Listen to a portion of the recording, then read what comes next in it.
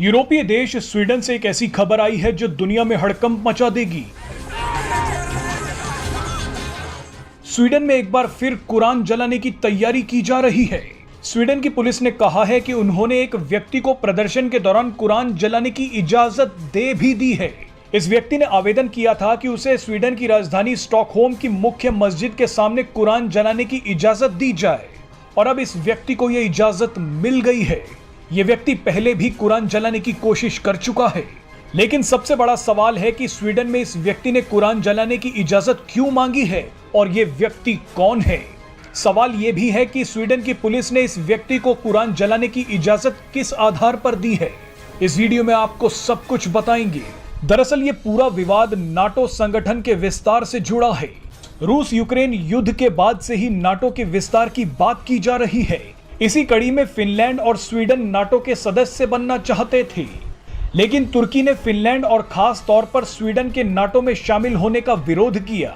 हालांकि तुर्की ने कुछ समय बाद फिनलैंड को नाटो में शामिल होने की इजाजत दे दी। फिनलैंड नाटो का 31वां सदस्य बन भी गया, लेकिन स्वीडन का मामला अभी तक अटका हुआ है। तुर्की का कहना है कि स्वीडन कुर्द आतंकवादियों को समर्थन देता है। तुर्की कुर्द आतंकवादियों को अपना दुश्मन मानता है, इसीलिए तुर्की स्वीडन को नाटो में शामिल होने की इजाजत नहीं दे रहा। आपको बता दें कि किसी भी देश को नाटो में शामिल होने के लिए सभी नाटो सदस्य देशों की मंजूरी चाहिए होती है, लेकिन तुर्की स्वीडन को मंजूरी नहीं दे रहा। इसी के बाद से स्वीडन में तुर्की के खिलाफ विरोध प्रदर्शन बढ़ गए। तुर्की का इस्लामिक देश होने की वजह से इन विरोध प्रदर्शनों ने धार्मिक एंगल भी ले लिया। जनवरी में स्वीडन की राजधानी स्टॉकहोम में तुर्की दूतावास के सामने कुरान जला दी गई, जिसके बाद शहर में दंगे जैसा माहौल हो गया। कई मुस्लिम देशों ने इसका विरोध किया। स्वीडन पुलिस ने कुरान जलाने वालों पर एक्शन लिया और विरोध प्रदर्शनों में कुरान जलाने पर बैन लगा दिया।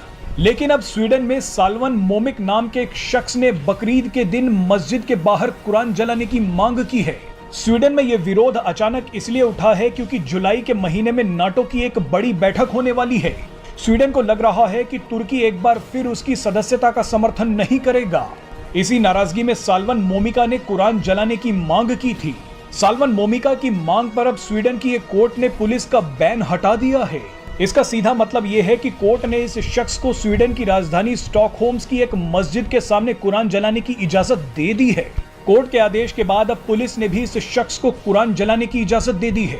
वैसे तो पुलिस का मानना है कि ऐसा करने से दूसरे देशों के साथ संबंधों पर असर पड़ सकता है, लॉ एंड ऑर्डर की स्थिति खराब हो सकती है, लेकिन सिर्फ इसी आधार पर इस व्यक्ति की मांग को रद्द नहीं किया जा सकता। स्वीडन में फ्रीडम ऑफ एक्सप्रेशन को काफी ज्यादा तवज्जो दी जाती है, इसीलिए इस शख्स की मांग मान ली गई है। स्वीडन पुलिस ने मस्जिद के बाहर सिक्योरिटी बढ़ा दी है। इस शख्स ने कुरान जलाने के लिए बुधवार का समय मांगा था।